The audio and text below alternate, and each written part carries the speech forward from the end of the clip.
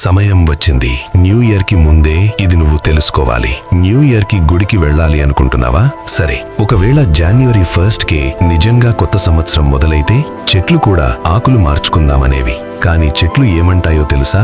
ఇది correct time కాదు అంటాయి. మరి ఎప్పుడు అంటే ఈ వింత చూడు. మార్చి ఏప్రిల్ వచ్చేసరికి చెట్లు చెబుతాయి కొత్త ఆకులు వచ్చాయని. రైతులు అంటారు కొత్త పంట సిద్ధమైంది అని. ప్రభుత్వం అంటుంది బడ్జెట్ ప్రవేశపెడుతున్నామని. పిల్లలు అంటారు పరీక్షలు అయిపోయాయి, కొత్త క్లాసుల్లో అడుగు పెడుతున్నామని. What a coincidence! ఇవన్నీ ఒకేసారి యాదృచ్ఛికంగా జరుగుతాయా? అంటే ఇదే ప్రకృతికి కొత్త సంవత్సరం, అసలైన న్యూ ఇయర్. అందుకే మన పూర్వీకులు చెప్పారు, ఎక్కడ జీవితం మారుతుందో అదే నిజమైన కొత్త సంవత్సరం. అదే హిందూ నూతన సంవత్సరం. మనకు ఉగాది. మనం జరుపుకునేదే అసలైన న్యూ ఇయర్. మీకు ఇప్పటికైనా అర్థమైందా?